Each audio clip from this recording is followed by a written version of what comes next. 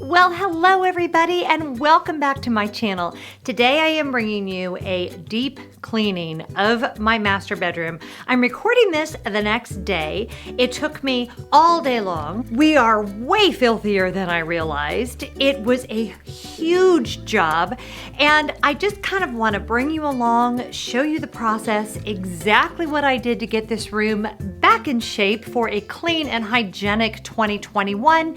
And if you stick around until the end of the video, I'm going to share a few tips and tricks I learned along the way and hopefully some motivation to help you get your bedroom clean, fresh, and ready for a brand new year. So let's dive right in. So the very first thing we have to do is strip the bed. I have a wonderful helper here. He's not a big fan of the stripping of the bed, but it does take a minute, but you want to make sure that you get everything that can be washed off and into the washing machine. I'm going to remove the duvet cover. I'm going to remove everything but the fitted sheet. And then I'm going to start cleaning from top to bottom. Now this tool I got online. I'll see if I can find it from my Amazon storefront, but it's great if you have high ceilings like I do. Also, you want to have a ladder available so you can really get your ceiling fan clean. And you'll see why I left that fitted sheet on there, because there's all kinds of garbage falling from the ceiling fan. I don't know why we live like this. But anyway, getting that ceiling fan clean is so satisfying. It's just, I mean, I know not everybody loves to clean, but you guys, when something is this filthy, it really is fun to get it nice and clean and sanitized.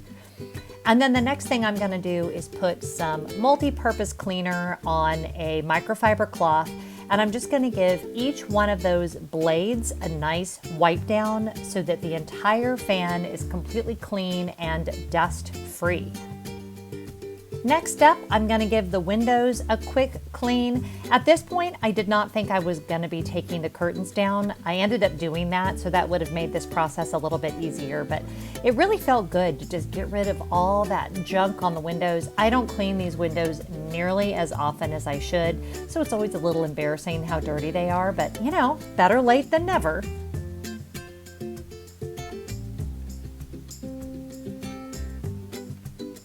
All right, now that I'm cleaning from top to bottom and I've got all the gunk off of the ceiling and the vents and the ceiling fan, I'm gonna go ahead and take those curtains down. I really, and I'll talk about this in a minute too, but I really thought maybe I wouldn't take them down, but oy boy, once I looked at them closer, they definitely needed to be washed.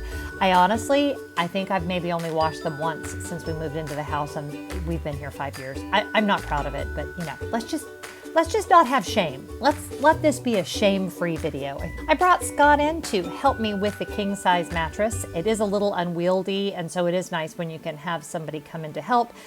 He would have helped me more even than I allowed him to, but I'm kind of controlling when it comes to cleaning. So yeah, but it was nice to have him help me. And I want to go ahead and pull that dust ruffle off.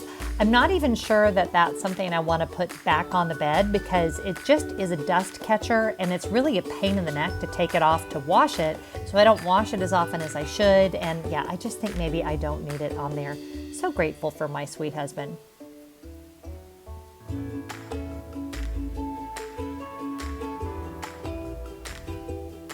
Okay, this seems like a good time to check in with you guys. Walter's completely confused, but where we're at is I've used the tall duster thing to clean all of the crevices where there's so much dust up there, you guys. So next up is to get all of this in the laundry. I've basically taken down everything that is fabric and can be washed, and all of it will be washed today. Scott's vacuuming the steps if you hear that noise. We are so industrious today. And then I'm gonna move the box spring out of the way so I can really get a thorough vacuuming under the bed. Or I may just use the wand. I would prefer, to be honest, to actually do it. So yeah. Okay, now we are really gonna give this vacuum cleaner a workout. I actually have two vacuums The Shark is a little easier to work with the attachments on, so that's the one I'm using here, and just giving all of it a thorough going over. I did some research, and The Maids has a blog. That's the company that is the cleaning service, and they recommend you vacuum your mattress and box spring every 3 to 6 months. So I'm doing it now in January, and I will definitely do this again in June because it needed it. And it's one of those things that, yes, it's a pain in the neck, and yes, it's time consuming, but we all have dust allergies, and so it's super important for our health that we make sure that we do this.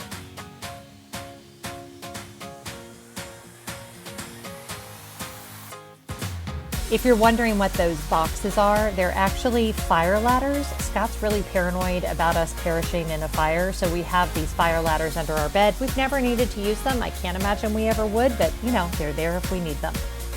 It felt so good to vacuum underneath there, but you guys, it was so gross. The thought of us sleeping on top of all of that dog hair and dust and just, it really grossed me out. And I slept better last night than I have in a long time. And it's, you know, once you see it, you can't unsee it. So you got to go ahead and fix it. More vacuuming of the actual mattress itself.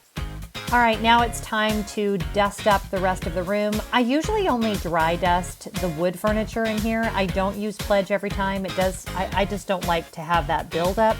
But when I deep clean, I definitely want to use the Pledge. I really just want, the goal is to get every surface free of any dust or grime. I also moved the nightstands to vacuum underneath them and make sure I could dust all sides of the nightstands. The backs of furniture, the sides of furniture that face the beds, those are the places where dust and dust mites tend to hide, so you definitely want to make sure you take care of those things.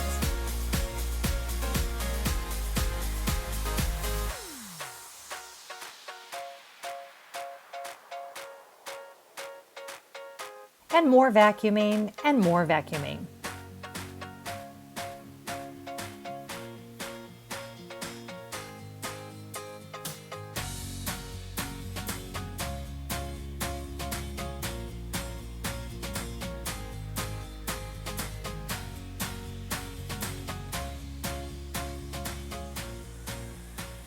I'm getting ready to take a break, a little lunch break, which is much needed. But before I do, and again, apologies, I promise I'll have footage of myself in makeup, but you know, I'm cleaning. I don't understand. All I can think is that they are either better humans than me, which I don't believe, or they somehow, I don't know. I can't clean in makeup, y'all. I just feel gross. Like I want to be able to clean and then shower, and something about having makeup on, I just can't do it. I just can't do it. Hi, Maxie. Hi, baby. Okay. You gonna say hi? Say hello, everybody. This is my mama. She messy. So I want to talk about your nightstand before I go take my lunch break. This nightstand, first of all, notice that we are missing one of the pulls. We lost it in the move. And I have been looking off and on for this identical pull for 5 years, and I have yet to be able to find it. So my other option is to really replace all of the pulls, and that's just going to cost a lot of money. So that's why we just stay with it like that. Who cares? Okay, let's talk about nightstands. So what you want to have in here are the things that you use in the night, before bed, emergency items you might need, and nothing else. Nothing else. The only exception would be if you are very short on dresser space and you need to utilize one of those drawers for socks or underwear or something like that. That could make total sense for you.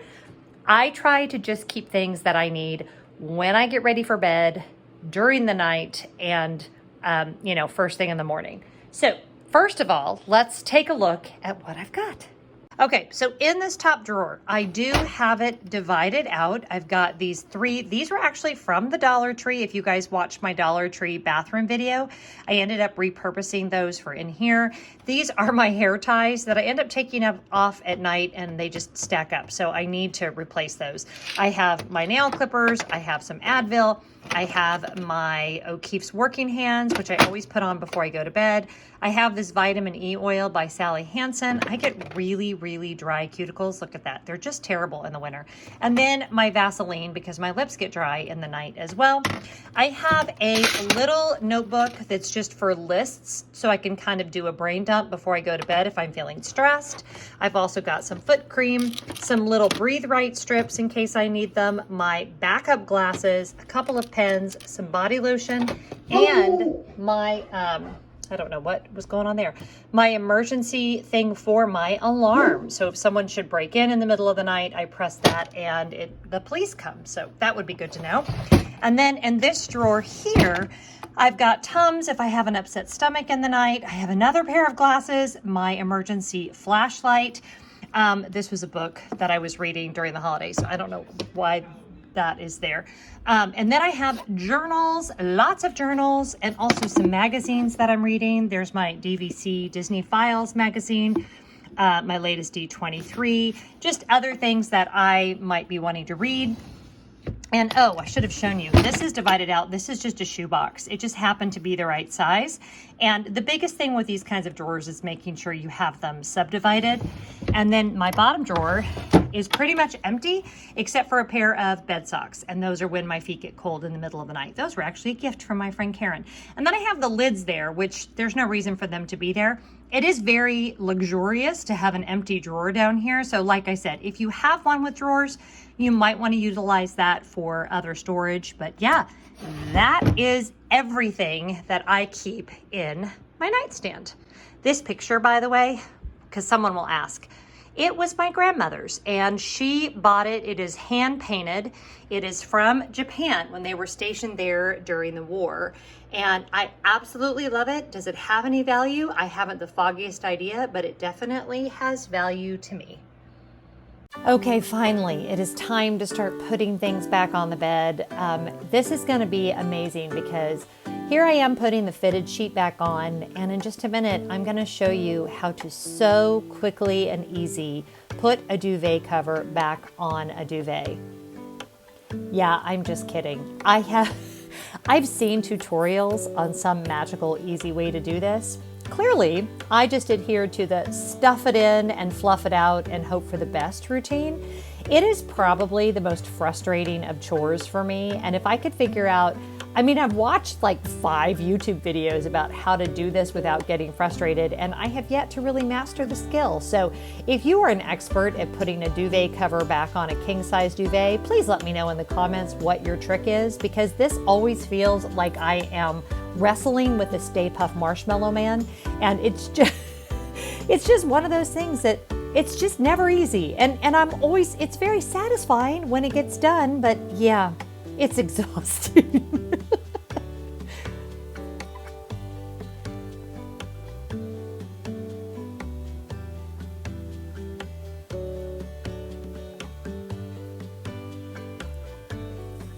Okay, now it's time to put the curtains back up. Please note, it is now dark outside. And honestly, the actual vacuuming and the cleaning part took a solid hour. I know because I filmed myself doing all of it, and that footage was exactly an hour long. So that's really not that bad, but doing all the laundry took forever. So this was 4 loads of laundry to clean everything I needed to clean, including the curtains. And I am so glad I did it. I promise you, my room smelled so much better, and maybe it was partly psychological, but just knowing that all of that old gross stuff that they say you gather in your room and your mattress, we know what it is, right? It's dead skin cells, it's dust mites, it's stuff you do not want to have to look at under a microscope. I also put the curtains up upside down, so you'll see me do a couple of tries of getting the curtains up. It was a little touch and go because I was like, are we going to be able to go to sleep tonight if I don't have those curtains up? So this was about 9:30 last night that I was finally getting the finishing touches done on getting the curtains up.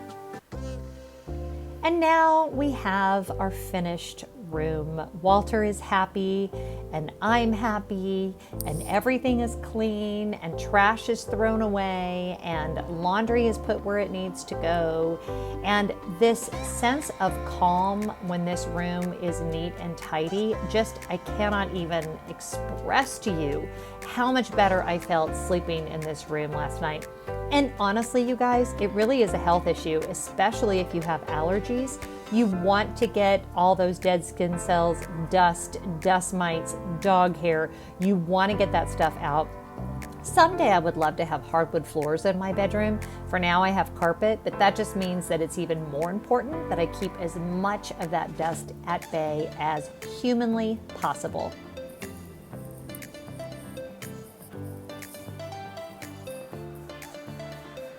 Okay, so that was a lot.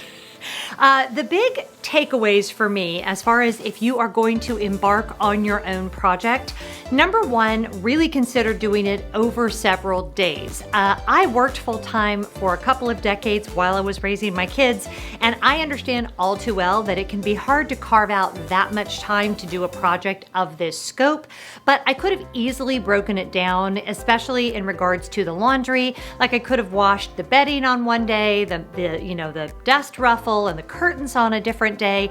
Just the laundry piece of things took forever. So I would have started that process earlier in the day, ideally. Also, it is really helpful to have some help to do this, especially if you have a king size bed. It is big, it is cumbersome, and I was actually sore this morning when I woke up. I think I'm gonna go take a nap. Tired.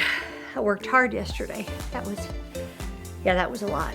Yes, cleaning your bedroom can actually be like a CrossFit workout. So yeah, that's good too. Also make sure you have the right supplies at hand. I will put in my Amazon storefront that really tall wanded duster that I used, as well as I had a Swiffer duster that I used. I actually used some vinegar wipes that I bought from Grove that I'm kind of obsessed with. So I'll put links to all that in the description box, but you wanna make sure you have the right tools for the job before you ever get started, because what you don't wanna do is spend a lot of time going back and forth when you realize you don't have a ladder, or your vacuum isn't where you need it to be, or you don't have the attachments you need, or you don't have the cleaning products that you need.